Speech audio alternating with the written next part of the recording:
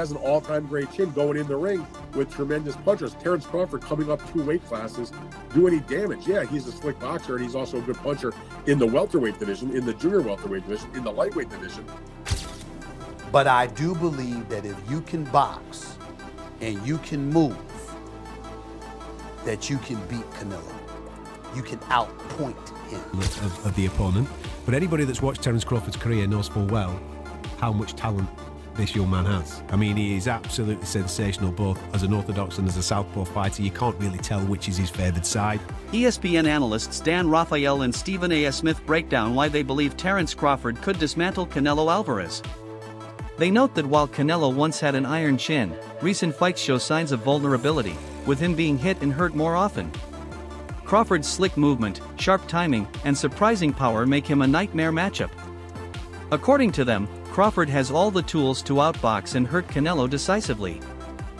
I think Terence Crawford is a marvelous boxer, arguably the best in the world, pound for pound. But can you hurt Canelo? If you can't hurt him, I have no doubt he can outbox him. My issue is, if you can't hurt him, what kind of a challenge can you truly pose? What do you say to that? No, that's a great point. I mean, here's the thing. Canelo Álvarez has a historically great chin. Now, I go way back when he first came to the United States and started boxing, and he found himself on an HBO pay-per-view undercard years and years ago, fighting against the older brother of the great Miguel Cotto. His name was Jose Miguel Cotto, and he had gotten a ton of hype. He had signed with Golden Boy Promotions, and a lot of those of us in the media. And I had seen him a couple of times before that. This is my first time seeing him in person, really paying close attention. And he almost got knocked out in the first round. And I remember Stephen A., all of us looking around at Media Row going, what the heck is this all hyped about? This man can't take a shot. He's going to get drilled. He was lucky that the fight was over, that the round was over in round 1, or there might have been some much more trouble. Stephen A., that was like, 16, 17 years ago. I've never seen him wobbled, rocked, physically, visibly hurt since then. He has an all-time great chin going in the ring with tremendous punchers. Terence Crawford coming up 2 weight classes, do any damage? Yeah, he's a slick boxer, and he's also a good puncher in the welterweight division, in the junior welterweight division, in the lightweight division. But even at junior middleweight, which is where Terence Crawford had his most recent fight back in August, when he moved up and he won a world title, he didn't blow the doors off. He fought a very tough, solid opponent named Israel Madrimov. He gave a good fight. It was very close. Madrimov's people seem to think he might have even been able to edge it out. But if you can't hurt an Israel Madrimov at 154, what the heck are you going to do with Canelo Álvarez, the sturdiest guy in the world, at 168? So that aspect of it is certainly a problem. You mentioned about Charlo. Charlo was there to get his check. I know one thing about Terence Crawford. He's not going to just come to turn up to get the check. He'll at least try. And Charlo, I don't think, really tried. Stephen A. Smith offers a bold take on the fight, standing firmly in Crawford's corner. He says his confidence in Crawford comes not only from his technical brilliance but also from his hunger to achieve greatness. For Smith, Crawford's mindset and determination to prove himself will play just as big a role as his skill, giving him the edge on fight night. You got a love for boxing. Yes, Who love gonna boxing. win the fight, man? That's coming up, the biggest Crawford. fight in boxing. Crawford. Huh? Crawford. I'm not hesitating. Crawford. I'm not even hesitating. Crawford. You gonna stand on that all the way to September 13th? I love Canelo. Crawford will beat Canelo. Crawford will beat Canelo by decision. I can't see anybody knocking out Canelo Álvarez. But I do believe that if you can box and you can move, that you can beat Canelo. You can outpoint him. That's right. When I think about Canelo, one of the things that I don't like about Canelo, despite his greatness, and a neck as wide as Broadway for crying out loud. Right. It's like almost every shot has to be a power shot. It's a power shot, yeah. That's not beating Crawford. I will confess, I think Gervonta Davis's trainer, Cal, I think he said this. He said Crawford could find himself in trouble if he decides to engage with Canelo, because Canelo is the naturally bigger, strong fighter. And I don't care that Crawford's gotten bigger, and I don't care that Crawford's gonna go in there just as big as Canelo. Canelo is accustomed to fighting at the weight, and Crawford is not. And Canelo is a genius in this regard. You don't see him show up for fights not ready. He's always ready. Always prepared. He's always ready. gotta give He's him always that. prepared. So I think he's the slower fighter, though. And I think that Crawford is brilliant as a boxer. And I think that between switching to conventional and southpaw, using his jab and movement, I think that Crawford is going to outpoint Canelo because he's faster. but I don't think he's... Teddy Atlas adds weight to the argument by stressing that skill outweighs size. He explains that while Canelo has strength and bulk, Crawford's precision, timing, and adaptability are far more dangerous. In Atlas's eyes, Canelo's physical advantages mean little against Crawford's mastery of technique, which can neutralize size and power. Maybe he's a little overrated. Terence Crawford versus Canelo Álvarez at 168 pounds. Canelo's really good. Really good. But I think Crawford is special. I know he hasn't fought the resume everyone wants, but you have that or you don't have that ingredient. I think he has it. Canelo's really good. He's tremendous. But could he be a tiny bit overrated? The greatness is within Crawford. It's in his desire, it's in his mind, it's in his makeup, where he came from. I know he's moved up in weight class, can he carry it? But those intangibles, I believe that he has them. Al Bernstein highlights Crawford's unpredictability as his greatest weapon. Unlike fighters who rely on patterns, Crawford adjusts mid-fight, forcing opponents to second-guess every move. Against Canelo, who depends on timing and counterattacks, this unpredictability becomes a major obstacle. Bernstein also notes Crawford's ability to switch between orthodox and southpaw, making him even harder to read and leaving Canelo vulnerable to shots he won't see coming. Most fans or most people would probably say Crawford, I'm guessing, because that's a big part of how he's won, and everybody feels that and rightfully so, that the way he's figured out, he's constantly changing from lefty to righty. He is a person that alters his attack. Sometimes he's a boxer, sometimes he's walking people down. Canelo's style is more the same in most fights. He is a counterpuncher who's waiting for you to make your move so he can counterpunch you. Then when he has you in trouble, he's willing to move forward. His attack is a pretty straightforward one. On the face of it, you might say Crawford, but I think the thing about Canelo Álvarez is that he has seen every style that you can see. Gareth A. Davies shifts focus to Crawford's wealth of experience. With more than 15 years as a pro, Crawford has refined his instincts, sharpened his ring IQ, and remained calm under pressure. His resume is filled with elite opponents of all styles, punchers, slick movers, and veterans, and he has always found ways to adapt. Davies calls him one of the most complete fighters of his generation, saying this experience gives him an undeniable edge heading into a clash with Canelo. The levels that he's gone through, the weights that he's gone through, and the opponents that he has been in with, he's come up short against a couple. But he's come through some big challenges as well through his, 65, 66 professional bouts since he was 15 years of age. There's no doubt that this is the biggest test of Terence Crawford's career, not only because of the weight step up, but also because of the level of the opponent. But anybody that's watched Terence Crawford's career knows full well how much talent this young man has. He is absolutely sensational, both as an orthodox and as a southpaw fighter. You can't really tell which is his favoured side.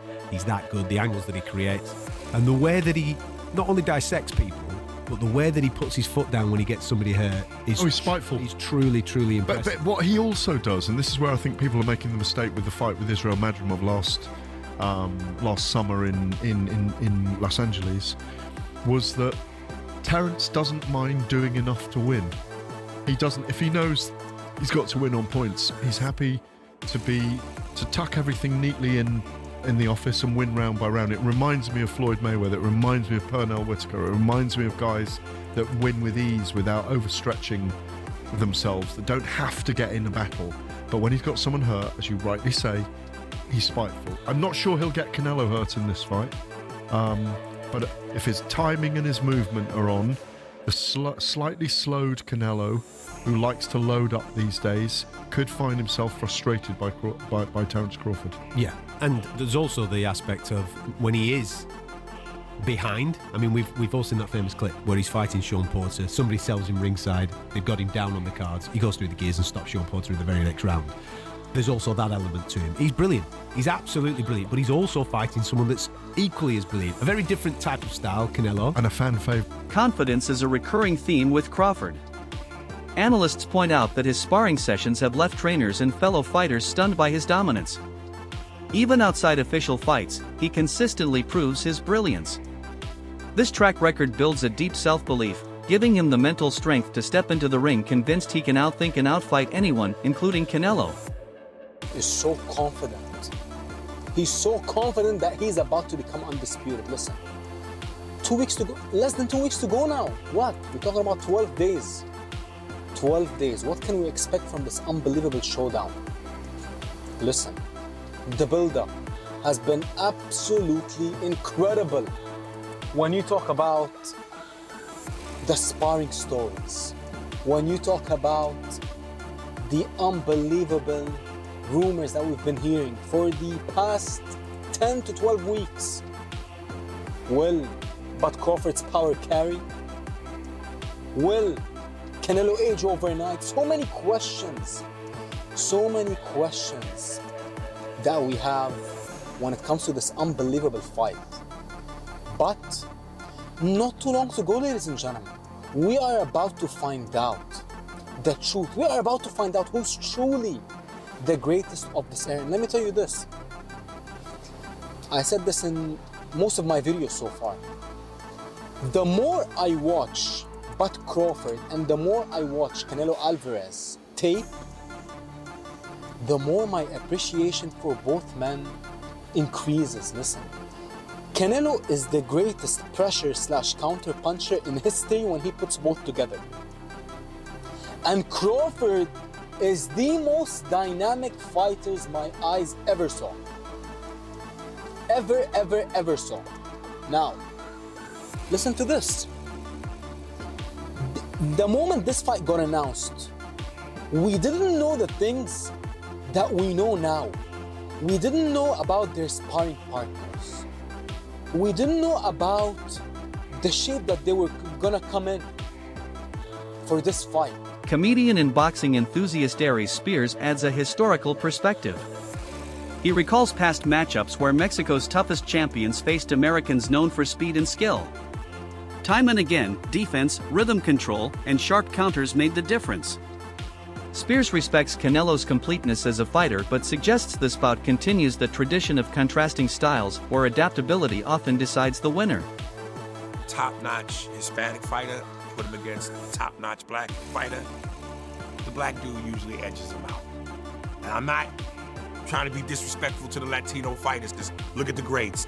De La Hoya, motherfucking Roberto Duran, Arguello, Felix Trinidad, what's my man's name? Chavez. Huh? So there have been legends, but 9 times out of 10, when the top Mexican legend takes on the top black legend, the black dude wins. Boxing and basketball is just something that niggas just, we got that wop that just, we edge you out. Duran lost to Hagler. He got knocked out so viciously by Hearns. Rumor is he's still waking up today. He lost he did the no-mas with Leonard. Yeah, no, I've been hanging out with Sugar Ray Leonard recently. We talked about that whole situation. De La Hoya lost to Floyd. Yeah. He lost to Bernard. He lost to Sugar Shane Mosley.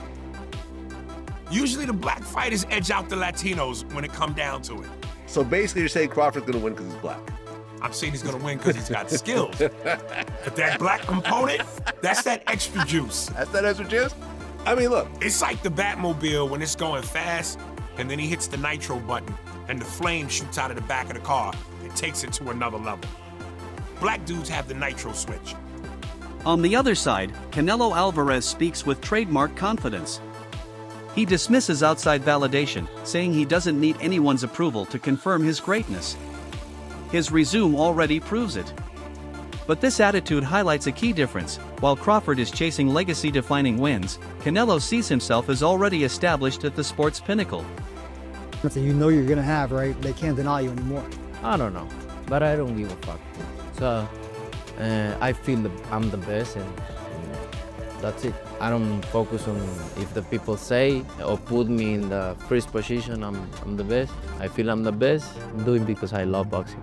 I call Canelo out because, like I said, he the last great fighter amongst the era that surpassed us. This is my mega fight. This is my moment. You didn't have much interest in this Crawford fight. You were saying that there wasn't much in it for you, and you pointed out that people will say that he was too small. What changed?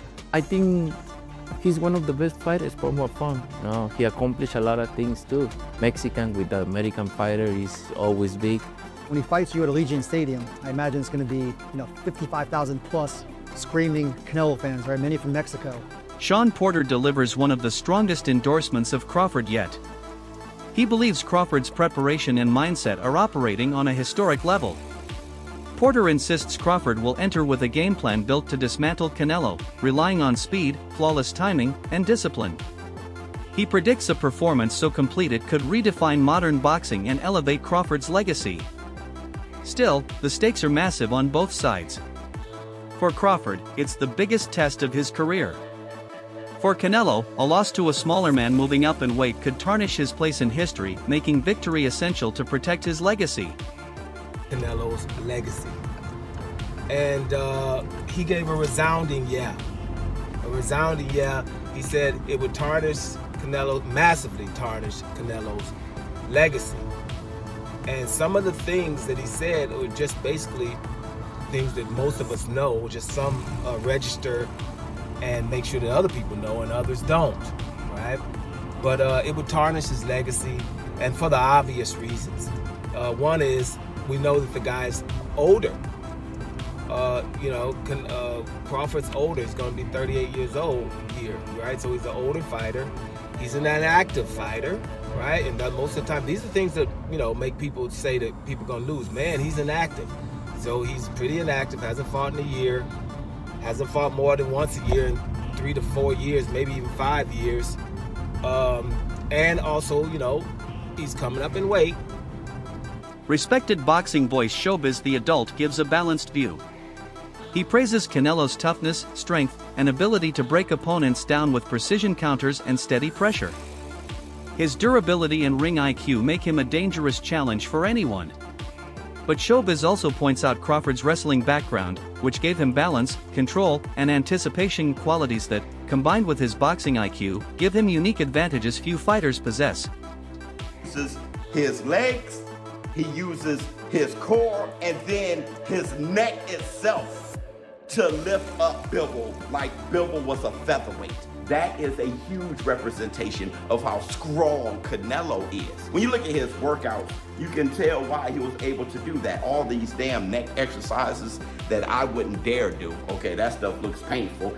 The squatting and all that stuff that he's doing is exactly why Canelo Álvarez, honestly, is a strong fighter. He tried to do it again with William Skull. William Skull shook out of it, but he is a bull. Listen, Terence Bud Crawford is strong. He is, okay? And he understands leverage and he understands those things because he wrestled. Honestly, very true. But Saul Canelo Álvarez is also extremely strong. Now, let me know how you feel in the comments below. That wraps up today's breakdown of the Crawford versus Canelo showdown.